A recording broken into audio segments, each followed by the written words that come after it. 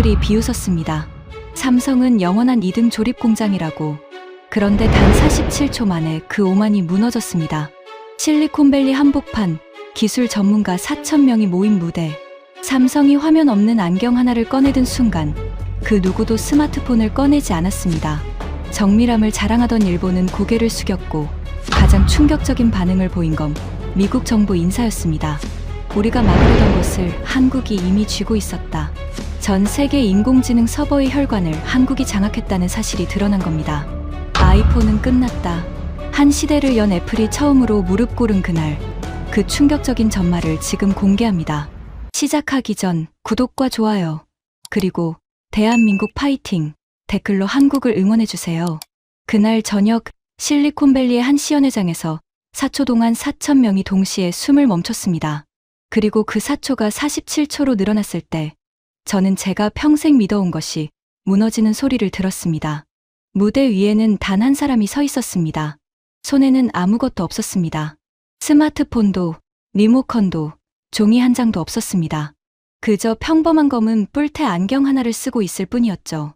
그가 무대 뒤편의 가짜 식당 간판을 바라보자 그 식당의 평점과 메뉴와 대기 시간이 그의 귓속으로 흘러 들어갔습니다. 화면은 어디에도 없었습니다. 그가 낯선 언어로 적힌 표지판을 보자 그 글자가 실시간으로 풀이됐습니다. 그가 객석을 향해 길을 물었을 때 안경 속 인공지능이 곧장 방향을 알려줬습니다. 그 47초 동안 무대 위에 그 누구도 주머니에서 스마트폰을 꺼내지 않았습니다. 그 순간 객석의 공기가 이상하게 식었습니다. 제 옆자리에 앉은 사람의 숨소리가 들릴 만큼 조용했어요. 무대 뒤 거대한 스크린에는 두 개의 로고만 떠 있었습니다. 삼성, 그리고 구글. 스마트폰이라는 시대를 처음 연 회사, 애플의 사과 로고는 그 어디에도 없었습니다. 하지만 진짜 충격은 그 다음이었습니다. 저는 데이비드 코엔이라고 합니다. 미국 상무부에서 첨단 기술과 반도체의 수출을 통제하는 일을 오래 맡았던 사람입니다. 어떤 칩이 어느 나라로 나가서는 안 되는지, 어떤 기술이 적의 손에 들어가면 위험한지를 판단하고 막는 것이 제 일이었습니다. 저는 한 가지 신념으로 그 자리를 지켰습니다. 인공지능 시대로 가는 모든 길목의 가장 중요한 관문은 결국 미국이 쥐고 있다는 신념이었습니다.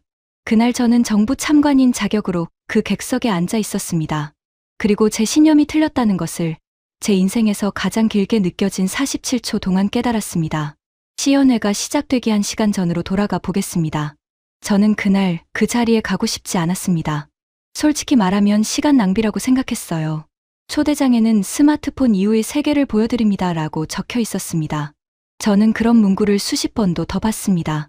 새 기기가 나올 때마다 모두가 세상이 바뀐다고 떠들었지만 결국 우리는 여전히 주머니에서 직사각형 유리판을 꺼내 고개를 숙이고 손가락으로 화면을 문지르는 똑같은 동작을 반복하고 있었으니까요.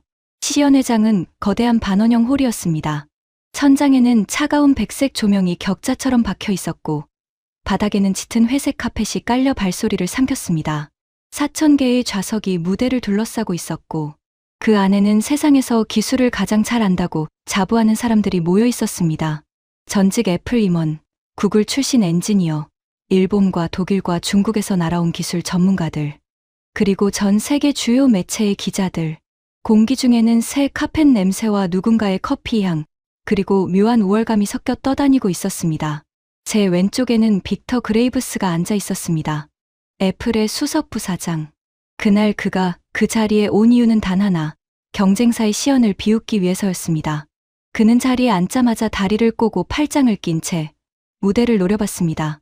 값비싼 회색 정장 위로 그의 입꼬리가 비스듬히 올라가 있었어요. 코엔 씨, 여기 왜 오셨습니까? 그가 저를 흘끗 보며 말했습니다. 정부에서도 이런 서커스에 관심이 있나 봐요. 서커스라고요? 제가 물었습니다. 삼성이 또 뭔가 발표한다잖아요. 그가 코웃음을 쳤습니다. 그 회사가 하는 일이 뭡니까?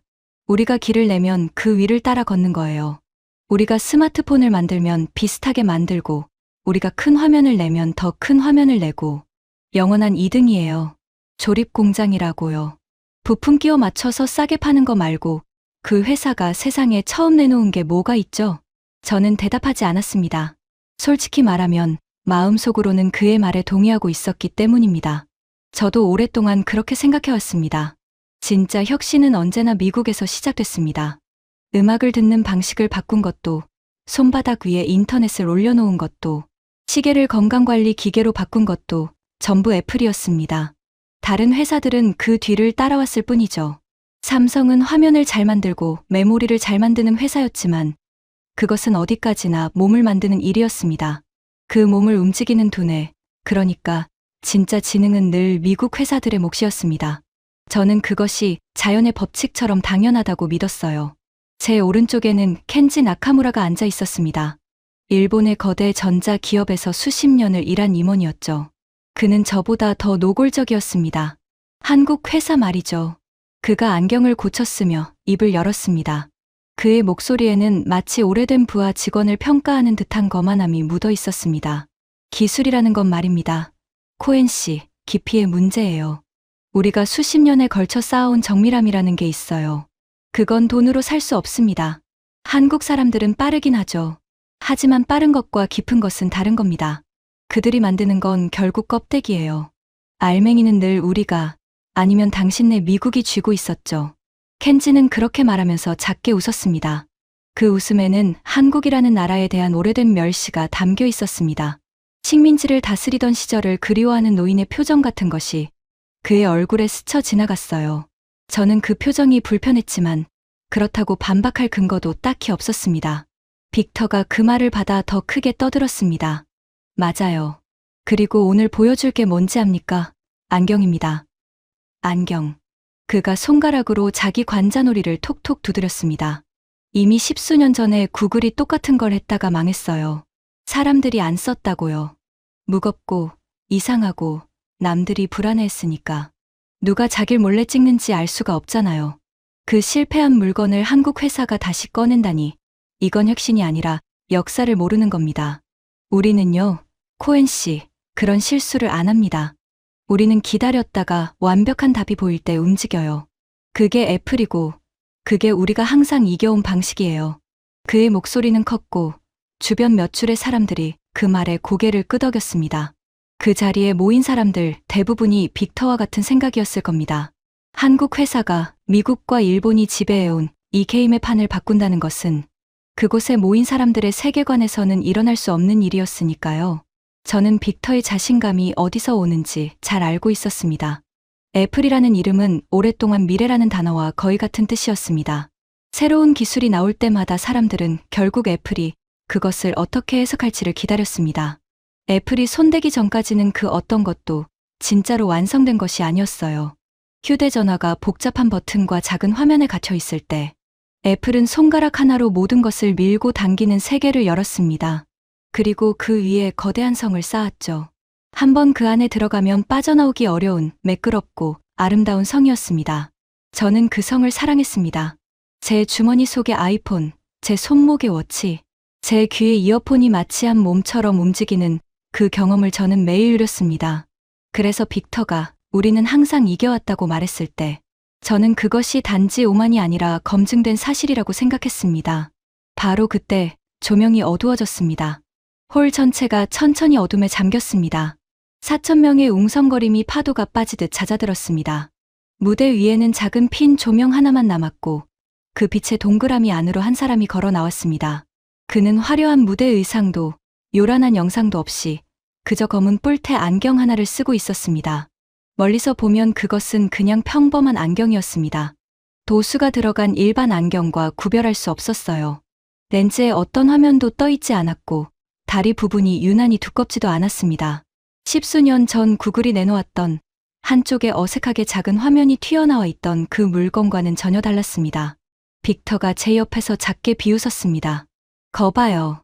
그냥 안경이잖아요. 도수 안경하고 뭐가 달라. 무대 위의 남자가 입을 열었습니다. 통역기를 통해 그의 한국어가 차분한 영어로 객석에 전해졌습니다. 여러분은 지금 화면을 보고 계십니다. 그가 말했습니다. 무대 뒤의 큰 화면, 손에 든 작은 화면. 우리는 지난 20년 가까이 화면을 보기 위해 살아왔습니다. 길을 찾으려면 멈춰서 화면을 봐야 했고, 식당을 고르려면 화면을 봐야 했고, 낯선 글자를 읽으려면 화면을 켜야 했습니다. 오늘 저는 화면이 사라진 세계를 보여드리려 합니다. 객석 여기저기서 작은 헛웃음이 새어나왔습니다. 켄지가 제 귀에 대고 속삭였습니다. 들어보세요. 똑같은 말이에요. 10수년 전에도 저렇게 말했어요. 결과는 어땠죠? 아무도 안 썼어요. 저도 같은 생각이었습니다. 화면이 사라진 세계라니, 그건 기술시연회에서 수도 없이 들어온 약속이었습니다. 그리고 그 약속은 한 번도 제대로 지켜진 적이 없었어요. 남자가 무대 뒤편으로 천천히 걸어갔습니다. 그곳에는 진짜 식당처럼 꾸며진 작은 세트가 있었습니다. 나무 간판에는 한국어로 식당 이름이 적혀 있었고, 그 아래 작은 글씨로 메뉴가 붙어 있었습니다. 그가 그 간판을 바라봤습니다. 손가락으로 무언가를 누르지도 않았고, 주머니에서 무언가를 꺼내지도 않았습니다. 그저 바라봤을 뿐입니다. 그러자 그가 입을 열어 객석을 향해 말하기 시작했습니다. 이 식당은 평점이 5개 중 4개 반입니다. 지금 시각 기준으로 대기 시간은 12분입니다. 가장 많이 주문된 메뉴는 매운 갈비찜이고, 알레르기 정보는 견과류 포함입니다. 제 안경이 방금 저에게 이 모든 것을 알려줬습니다. 저는 화면을 보지 않았습니다. 손가락도 쓰지 않았습니다. 홀이 조금 조용해졌습니다. 빅터가 코웃음을 쳤습니다. 미리 입력해 둔 거예요. 저런 건 누구나 외워서 말할 수 있어요. 속임수라고요. 마치 그 말을 들은 것처럼 무대 위의 남자가 객석을 향해 말했습니다. 의심하실 수 있습니다. 그래서 여러분 중 한 분을 무대로 모시겠습니다. 핀 조명이 객석을 훑었습니다. 그리고 멈춘 곳은 공교롭게도 제 앞줄에 앉아 있던 한 사람이었습니다. 마커스 리드. 한때 애플에서 제품을 기획하던 사람이었고, 지금은 어느 회사에도 속하지 않은 채 기술을 평가하는 일을 하는 사람이었습니다. 빅터와 달리 그는 조용하고 신중한 사람이었어요. 그가 천천히 일어나 무대로 올라갔습니다. 남자가 마커스에게 안경을 건넸습니다. 이 안경을 쓰시고 제가 시키는 대로만 해주십시오. 아무 식당이나 바라보세요. 아무 표지판이나 보세요. 그리고 떠오르는 질문을 그냥 입으로 말하세요. 마커스가 안경을 썼습니다. 그는 처음에 어색하게 주위를 둘러봤습니다. 무대 뒤편에 또 다른 가짜 간판, 이번에는 독일어로 적힌 표지판을 바라봤어요. 그러자 마커스의 표정이 바뀌었습니다. 저는 무대 위 그의 얼굴을 또렷이 봤습니다. 핀 조명 아래에서 그의 눈썹이 천천히 올라가고 입이 살짝 벌어졌습니다. 그는 한동안 아무 말도 하지 않았습니다. 그러다 떨리는 목소리로 물었습니다. 이 표지판에 뭐라고 적혀 있는 거죠? 저는 독일어를 모릅니다. 그가 그렇게 말하는 순간 그가 무언가를 듣고 있다는 것을 모두가 알 수 있었습니다. 그의 시선이 허공의 한 점에 고정됐고 고개가 천천히 끄덕여졌으니까요. 공사 중이니 우회하라는 안내문이네요. 마커스가 천천히 말했습니다. 그리고 방금 제 안경이 가장 가까운 우회로가 오른쪽으로 30m 떨어진 곳에 있다고 알려줬습니다. 제가 묻지도 않았는데요. 제가 그 표지판을 이해하지 못한다는 걸 이 안경이 먼저 알아챈 겁니다. 객석이 조용해졌습니다. 이번에는 진짜로 조용해졌어요.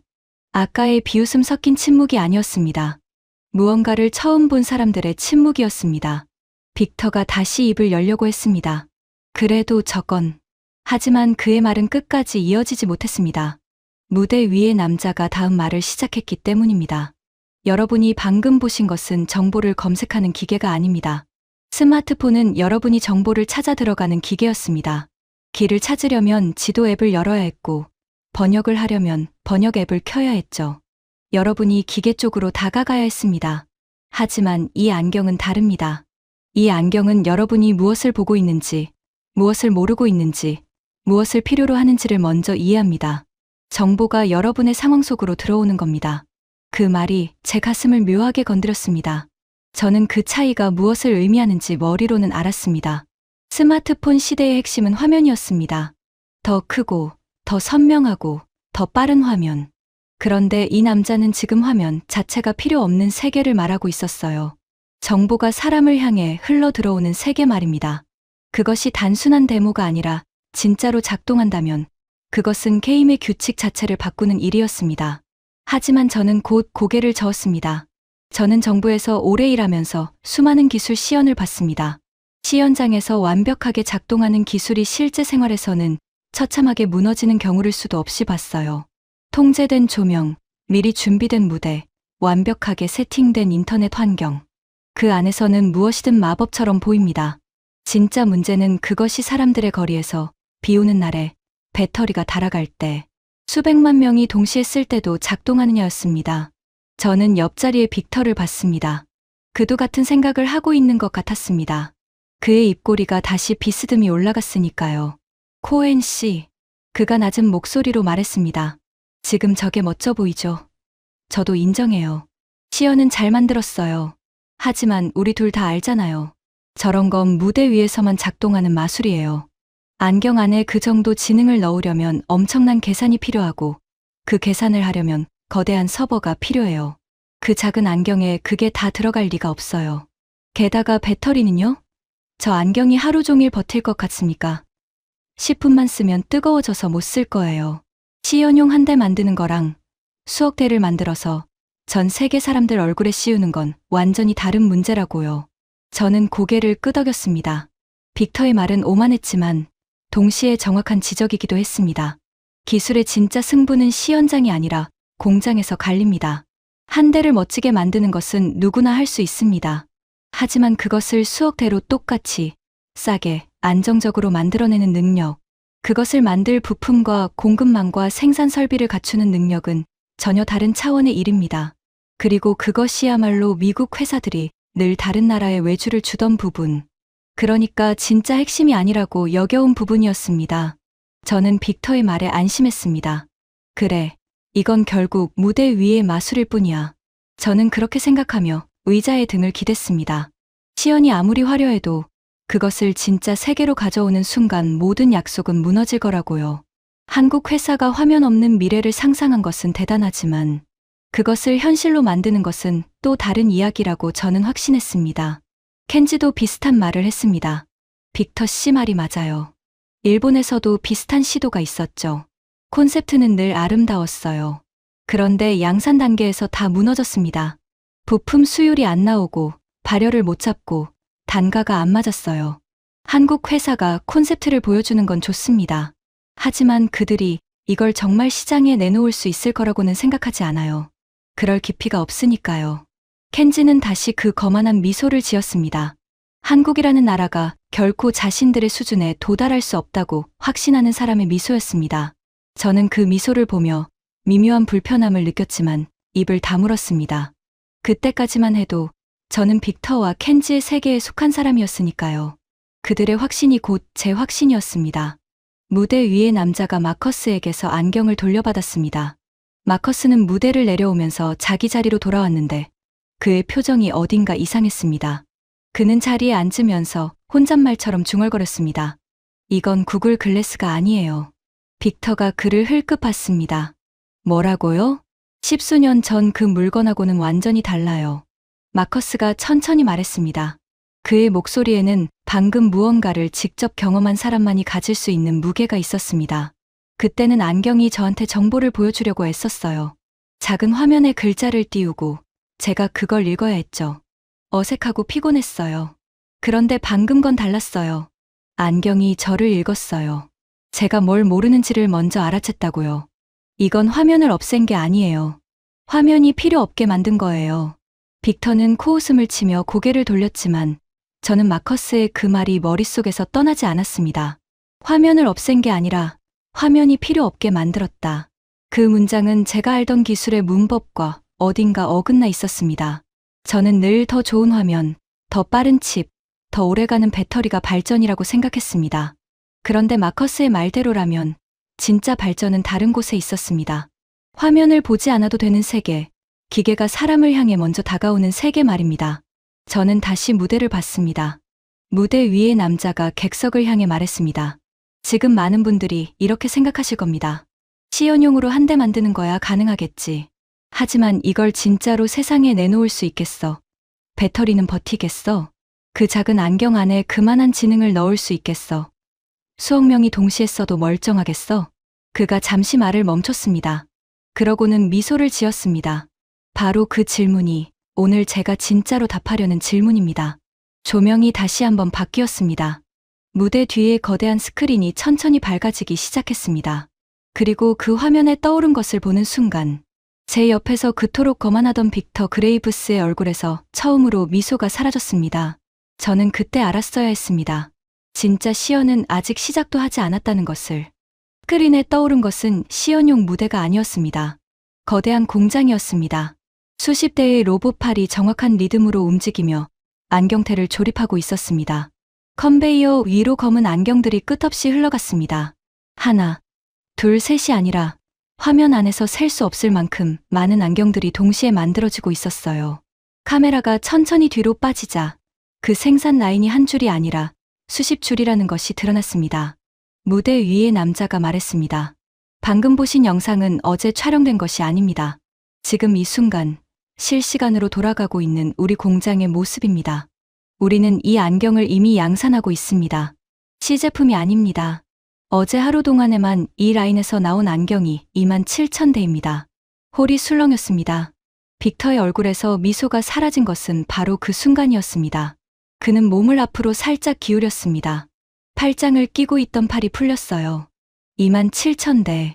그가 작게 중얼거렸습니다. 하루에. 저도 같은 숫자를 머릿속으로 곱씹었습니다. 하루에 27,000대라면 한 달이면 80만 대가 넘습니다. 그것은 시제품을 만드는 속도가 아니었습니다. 그것은 이미 세상에 물건을 쏟아내고 있는 회사의 속도였습니다. 남자가 말을 이었습니다. 많은 분들이 배터리를 걱정하셨을 겁니다. 발열을 걱정하셨겠죠. 이 작은 안경 안에 그만한 지능을 어떻게 넣느냐고 물으셨을 겁니다. 좋은 질문입니다. 그래서 답을 드리겠습니다. 스크린이 바뀌었습니다. 안경의 내부 구조가 투명하게 드러났습니다. 이 안경의 무게는 48g입니다. 일반 도수 안경보다 10g 정도 무거울 뿐입니다. 하루 종일 쓰셔도 코와 귀에 부담이 없습니다. 연속 사용 시간은 14시간입니다. 아침에 쓰고 나가서 잠들기 전까지 충전 없이 쓰실 수 있습니다. 말도 안 돼. 빅터가 내뱉었습니다. 하지만 아까처럼 비웃는 목소리가 아니었습니다.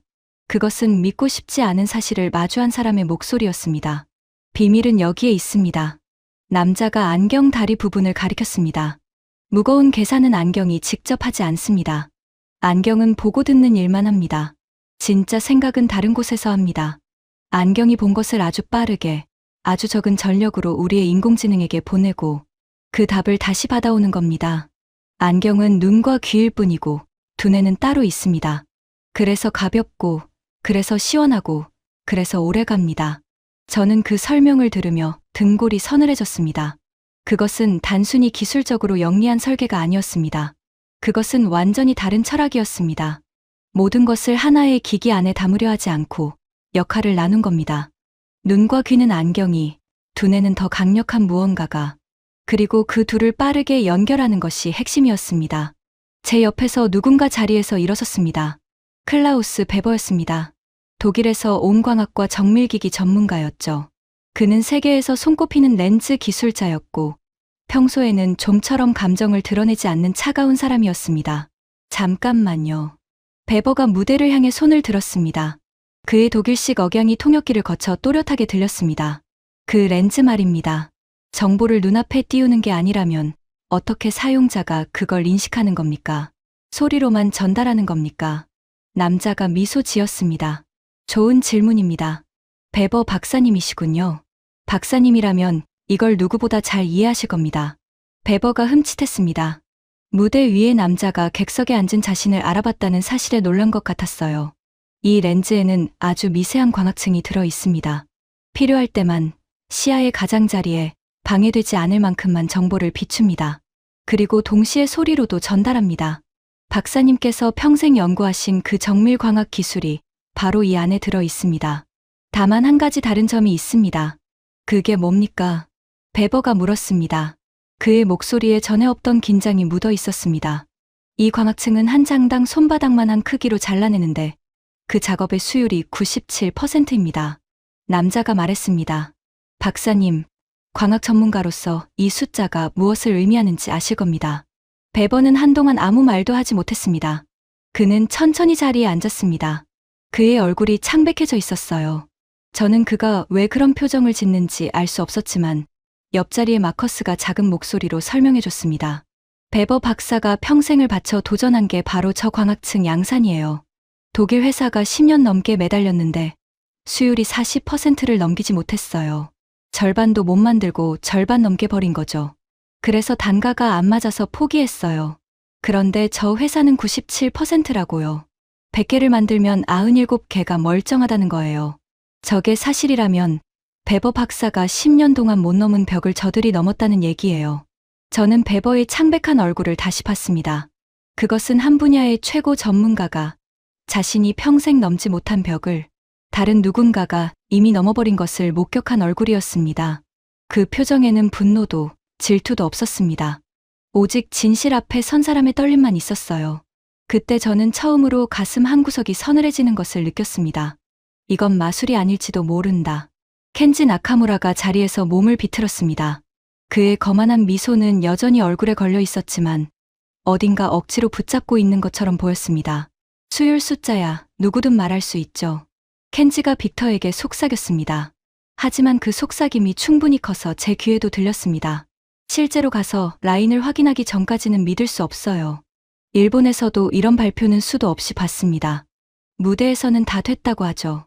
그런데 막상 시장에 나오면 불량투성이에요. 빅터는 대답하지 않았습니다. 그는 무대만 노려보고 있었어요. 무대 위에 남자가 말을 이었습니다. 여러분 중에는 일본의 전자산업을 잘 아는 분들도 계실 겁니다. 일본은 오랫동안 정밀함의 대명사였습니다. 작고 정교한 것을 만드는 데 있어서 일본을 따라올 나라는 없다고 여겨졌죠. 사실입니다. 저희도 일본의 기술을 존경합니다. 켄지의 어깨가 으쓱 올라갔습니다. 그 칭찬에 만족한 것이 분명했어요. 하지만 남자가 말했습니다. 그 한마디에 켄지의 어깨가 다시 굳었습니다. 정밀함만으로는 이 시대를 만들 수 없습니다. 이 안경의 핵심은 정밀한 부품이 아닙니다. 그 부품들을 인공지능과 연결하는 능력입니다. 일본은 세계 최고의 부품을 만들었지만 그 부품을 하나의 살아있는 지능으로 묶는 일에서는 멈춰섰습니다. 왜일까요? 그건 너무 빠르게 변하는 일이었기 때문입니다. 일본은 완벽한 부품 하나를 10년에 걸쳐 다듬는 데는 능했지만 매일 배우고 매일 바뀌는 인공지능의 속도를 따라가는 데는 익숙하지 않았습니다. 켄지의 얼굴이 굳어갔습니다. 검토만 하다가 시기를 놓친 산업이 한둘이 아닙니다. 남자가 차분하게 말했습니다. 어떤 나라는 1년을 검토하는 동안 다른 나라는 1년 동안 100번을 실패하며 배웠습니다. 그리고 그 100번의 실패가 검토만 한 1년을 이겼습니다. 저는 켄지를 봤습니다. 그의 입술이 가늘게 떨리고 있었습니다.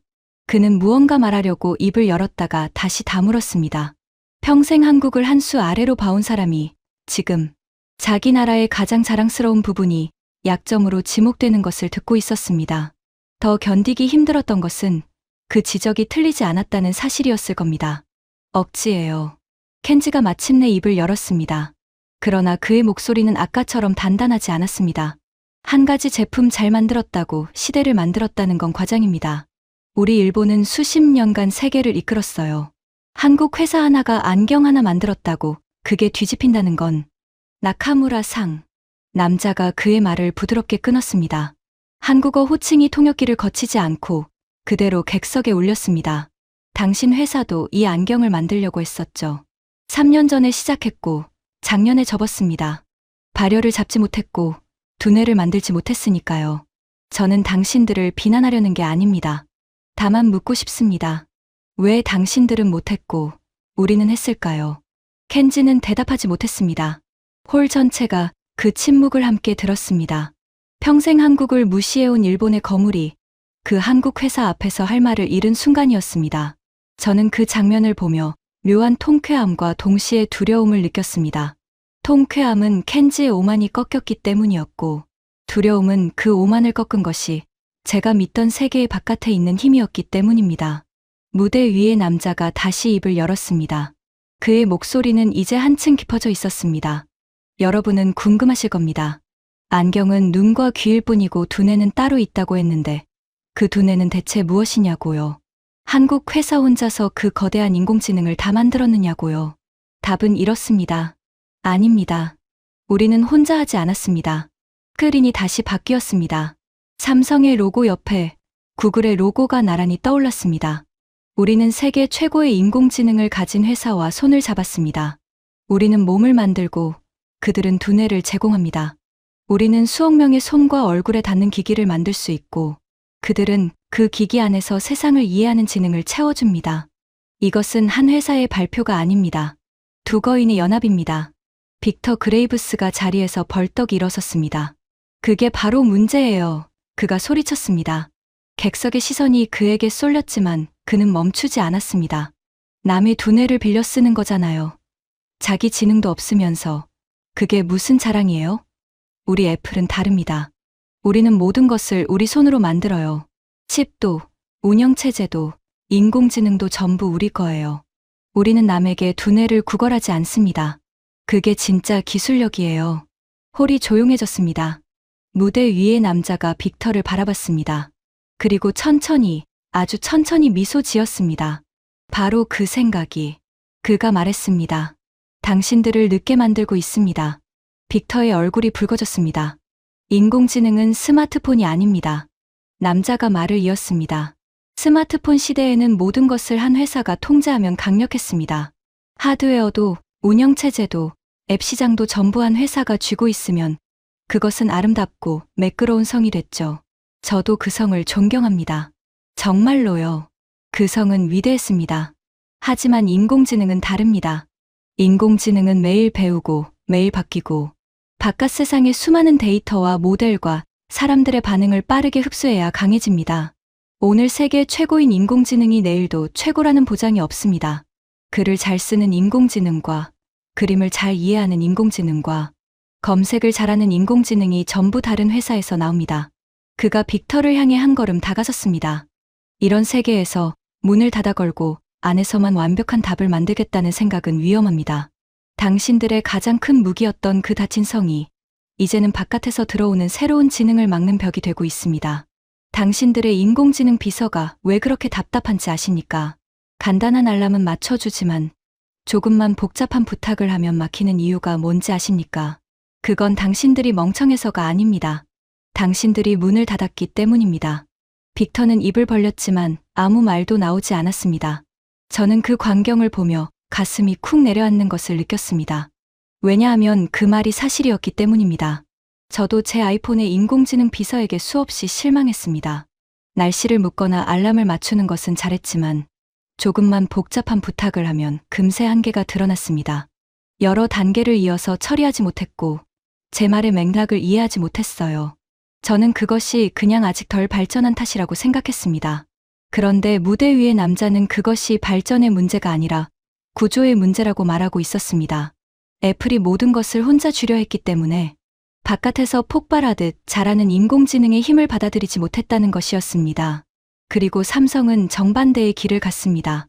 자기가 가장 잘하는 것은 직접 쥐고 남이 가장 잘하는 것은 손을 잡아 끌어왔습니다. 몸은 자기가 만들고 두뇌는 세계 최고와 연합했습니다. 그것은 약해서가 아니라 강하기 때문에 가능한 선택이었습니다. 전 세계에 깔린 수억 대의 기기와 압도적인 생산 능력이 없다면 구글 같은 회사가 손을 잡을 이유가 없었을 테니까요. 우리가 몸을 제공하고 그들이 두뇌를 제공합니다. 남자가 객석 전체를 향해 말했습니다. 우리는 수억 대의 기기를 통해 인공지능이 사람들에게 닿는 길을 열고 그들은 그 길 위에서 사람의 의도를 이해하는 지능을 채웁니다. 서로의 빈 곳을 서로가 메웁니다. 이것이 닫힌 성과 열린 연합의 차이입니다. 빅터는 천천히 자리에 앉았습니다. 그의 손이 미세하게 떨리는 것을 저는 봤습니다. 하지만 진짜 충격은 그 다음에 찾아왔습니다. 저는 그때까지도 마음 한구석에 마지막 방어선을 가지고 있었습니다. 좋다. 안경은 잘 만들었다. 구글의 두뇌를 빌려온 것도 영리하다. 하지만 그 두뇌가 진짜로 돌아가려면, 그러니까 그 거대한 인공지능이 수억 명의 질문에 동시에 답하려면 어딘가에 어마어마한 서버가 있어야 합니다. 그리고 그 서버 안에서 가장 중요한 부품들은 결국 미국이 쥐고 있다고 저는 믿었습니다. 그게 제 일이었으니까요. 저는 그 부품들이 어느 나라로 나가는지를 통제하던 사람이었습니다. 무대 위의 남자가 마치 제 생각을 읽은 것처럼 말했습니다. 여러분 중에는 이렇게 생각하는 분이 계실 겁니다. 안경이 아무리 가벼워도 그 안경을 움직이는 두뇌는 거대한 서버 안에 있다. 그 서버 안의 핵심 부품은 미국이 만든다. 그러니 결국 진짜 권력은 미국에 있다. 맞습니다. 인공지능 서버 안에서는 엄청난 계산이 벌어집니다. 그리고 그 계산을 가능하게 하는 가장 중요한 부품 중 하나가 있습니다. 스크린의 작은 사각형 칩 하나가 떠올랐습니다. 고대 역폭 메모리입니다. 남자가 말했습니다. 인공지능은 데이터를 아주 빠르게 읽고 쓰지 못하면 아무리 좋은 계산 장치가 있어도 제 속도를 내지 못합니다. 이 메모리는 인공지능 서버의 혈관 같은 존재입니다. 피가 빠르게 돌지 않으면 아무리 좋은 심장도 소용없는 것과 같습니다. 그가 잠시 멈췄습니다. 그리고 객석을 향해 물었습니다.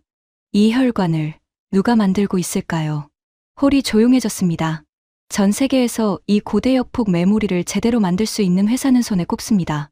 그리고 그 중에서 가장 많이, 가장 안정적으로 만드는 회사가 바로 우리입니다. 지금 이 순간 전 세계 인공지능 서버에 들어가는 이 핵심 메모리의 상당 부분이 한국에서 나옵니다. 스크린에 숫자가 떠올랐습니다. 인공지능 서버용 고대역폭 메모리 시장에서 삼성과 한국 기업들이 차지하는 비중. 그 숫자는 절반을 훌쩍 넘었습니다. 저는 그 숫자를 보는 순간 온몸이 차갑게 식는 것을 느꼈습니다. 심장이 쿵 하고 내려앉았어요. 손바닥에 땀이 배었습니다. 저는 그 숫자가 무엇을 의미하는지 그 자리에 누구보다 정확하게 이해하고 있었습니다. 저는 평생 이런 일을 했습니다. 어떤 핵심 기술이 적의 손에 들어가면 위험한지를 판단하고 그것을 막는 일이었습니다. 가장 앞선 계산 장치를 만드는 회사도 그것을 설계하는 도구를 가진 회사도 미국 편이거나 미국이 통제할 수 있는 곳에 있었습니다. 저는 그 길목들을 하나하나 잠그면서 인공지능 시대의 진짜 열쇠는 우리가 쥐고 있다고 확신했습니다. 그런데 저는 한 가지를 놓치고 있었습니다. 아무리 좋은 계산 장치를 만들어도 그것에 피를 공급하는 혈관이 없으면 그 장치는 멈춰버립니다. 그리고 그 혈관은 제가 통제하려던 그 모든 길목의 바깥에 있었습니다. 그것은 한국에 있었습니다. 제가 막을 수 있는 것이 아니었습니다. 오히려 미국의 가장 앞선 회사들조차 그 혈관을 한국에서 사다 써야 했습니다. 저는 무대 위의 남자를 멍하니 바라봤습니다. 저는 인공지능 시대의 길목을 지키는 문직이라고 스스로를 여겼습니다. 그런데 진짜 길목 하나가 제가 한 번도 제대로 들여다보지 않은 곳에서 이미 잠겨 있었습니다. 그것도 제가 통제하려던 나라가 아니라 제가 한 수 아래로 여기던 나라의 손에 말입니다. 옆자리에 빅터가 작은 소리로 중얼거렸습니다. 그건 그냥 메모리잖아. 부품일 뿐이야. 진짜 두뇌는 칩이라고. 하지만 그의 목소리에는 확신이 없었습니다. 마커스가 고개를 저었습니다. 빅터 씨, 칩이 심장이면 그 메모리는 혈관이에요. 심장만 좋으면 뭐합니까? 혈관이 막히면 심장도 멈춰요. 그리고 지금 전 세계에서 가장 빠른 인공지능 칩을 만드는 회사조차 그 칩 옆에 붙일 혈관은 한국에서 사와야 해요. 그 회사가 아무리 미국 회사여도 한국 메모리가 없으면 가장 빠른 인공지능을 만들 수가 없다고요. 저는 그 말을 들으며 의자 깊숙이 몸을 묻었습니다. 제가 평생 지켜온 신념, 인공지능 시대의 모든 중요한 길목은 미국이 쥐고 있다는 그 신념에 거대한 금이 가는 소리가 들렸습니다. 무대 위의 남자가 마지막으로 말했습니다. 그날 시연의 전반부를 마무리하는 말이었습니다. 정리하겠습니다. 우리는 이 안경의 몸을 만듭니다. 우리는 그 안경의 두뇌를 세계 최고와 연합해 채웁니다. 그리고 그 두뇌가 돌아가는 거대한 서버의 혈관까지 우리가 만듭니다. 눈과 귀, 두뇌로 가는 길, 그리고 그 두뇌에 피를 공급하는 혈관. 우리는 이 세 가지를 모두 쥐고 있습니다. 이것은 안경 하나를 파는 이야기가 아닙니다. 스마트폰 이후의 시대에 인간이 세상과 만나는 첫 번째 접점을 누가 차지하느냐의 이야기입니다. 그가 객석을 천천히 둘러봤습니다. 스마트폰 시대에는 사람들이 앱을 열어 세상에 접속했습니다. 다음 시대에는 사람들이 세상을 바라보는 순간 곧바로 연결됩니다. 손안의 화면을 지배한 회사가 지난 시대를 지배했습니다. 그렇다면 사람의 시야를 지배하는 회사는 다음 시대를 지배하게 될 겁니다. 조명이 잠시 어두워졌습니다. 홀 안의 4,000명은 아무도 입을 열지 않았습니다. 제 왼쪽에 빅터 그레이브스는 정면을 노려보고 있었지만 그의 눈은 초점을 잃은 듯 보였습니다. 제 오른쪽에 켄지 나카무라는 고개를 숙인 채 자기 손만 바라보고 있었습니다. 제 앞에 베버 박사는 여전히 창백했고 마커스 리드는 무언가 깊은 생각에 빠져 있었습니다. 그리고 저는 제 평생의 확신이 무너지는 한가운데에 앉아 있었습니다. 하지만 그날의 시연은 아직 끝나지 않았습니다.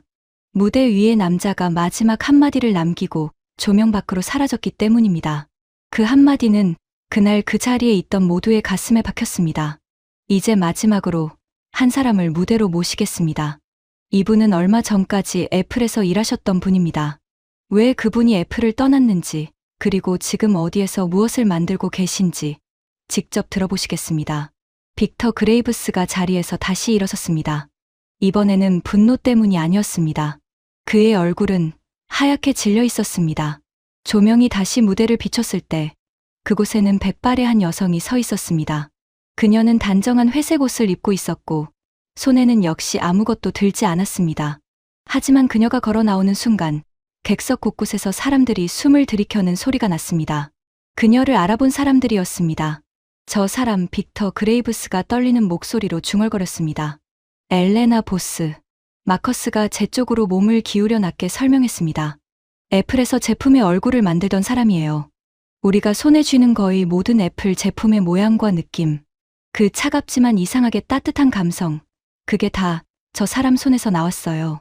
애플이 애플다웠던 건 저 사람 덕분이라고 해도 과언이 아니에요. 그런데 얼마 전에 애플을 떠났어요. 어디로 갔는지 아무도 몰랐는데 엘레나 보스가 입을 열었습니다.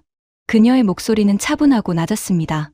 저는 오랫동안 손안에 들어가는 물건을 만들었습니다.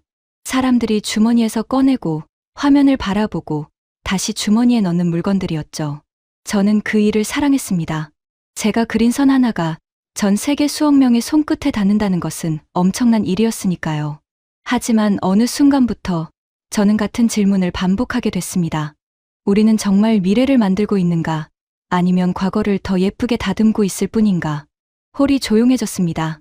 제가 만들던 회사는 위대했습니다. 지금도 위대합니다. 돈도 많고 사람도 많고 충성스러운 고객도 많습니다. 하지만 저는 그곳에서 점점 같은 일을 반복하고 있었습니다. 화면을 조금 더 밝게, 카메라를 조금 더 선명하게, 칩을 조금 더 빠르게. 사람들은 새 제품이 나와도 더 이상 밤새워 줄을 서지 않았습니다. 바꾸지 않아도 쓸만했고 바꿔도 삶이 달라지지 않았으니까요. 저는 그 안에서 미래의 냄새를 잃어가고 있었습니다. 저는 그 말이 가슴을 찔렀습니다. 저 역시 그것을 느끼고 있었으니까요. 언젠가부터 저는 새 아이폰이 나와도 설레지 않았습니다. 그저 작년 것과 비슷하구나 하고 생각할 뿐이었어요. 한때는 미래 그 자체였던 회사가 어느새 어제를 조금 더 다듬는 회사가 되어 있었습니다. 저는 그것을 인정하고 싶지 않아서 애써 못 본 척하고 있었던 겁니다. 그래서 저는 떠났습니다. 엘레나가 말했습니다. 그리고 저만 떠난 것이 아닙니다. 스크린에 이름들이 떠올랐습니다. 직책은 적혀 있었지만 이름은 가려져 있었습니다. 인공지능을 연구하던 사람들, 음성을 다루던 사람들, 새로운 인터페이스를 설계하던 사람들. 그 숫자가 화면 가득 채워졌습니다. 지난 한 해 동안 애플에서 인공지능과 차세대 기기를 연구하던 핵심 인력 가운데 100명이 넘는 사람들이 회사를 떠났습니다. 엘레나가 말했습니다. 어떤 이는 인공지능 회사로, 어떤 이는 새로운 기기를 만드는 곳으로 갔습니다. 돈 때문이 아니었습니다. 그 회사는 세계에서 가장 많은 돈을 가진 회사 중 하나이고 사람을 붙잡기 위해 누구보다 큰 보상을 줄 수 있는 곳입니다. 하지만 돈으로 살 수 없는 것이 있습니다. 가장 야심 있는 사람들은 자신이 어디에서 다음 시대를 만들 수 있는지를 봅니다. 그리고 지금 그들이 바라보는 곳은 닫힌 성의 안쪽이 아니었습니다. 빅터 그레이브스가 자리에서 일어섰습니다. 이번에는 소리치기 위해서가 아니었습니다. 그는 무언가 말하려는 듯 입을 열었지만 아무 말도 나오지 않았습니다. 그는 한참을 그렇게 서 있다가 천천히 다시 주저앉았습니다. 저는 그의 얼굴을 봤습니다. 거기에는 더 이상 오만이 없었습니다. 조금 전까지 우리는 항상 이겨왔다. 우리는 남에게 두뇌를 구걸하지 않는다고 외치던 사람의 얼굴이 아니었습니다. 그것은 자기가 딛고 선 땅이 무너지는 것을 처음으로 깨달은 사람의 얼굴이었습니다. 인재의 이동은, 엘레나가 말했습니다. 언제나 시대의 이동보다 조금 먼저 옵니다. 증기기관의 시대에는 기계공들이 공장으로 몰렸고 인터넷의 시대에는 개발자들이 새로운 회사로 몰렸으며 스마트폰의 시대에는 가장 뛰어난 사람들이 그 작은 화면을 만드는 곳으로 몰렸습니다. 그리고 지금 사람들이 어디로 몰리고 있는지 보십시오. 한 시대를 이끄는 회사는 가장 야심 있는 사람들이 들어가고 싶어 하는 곳이어야 합니다.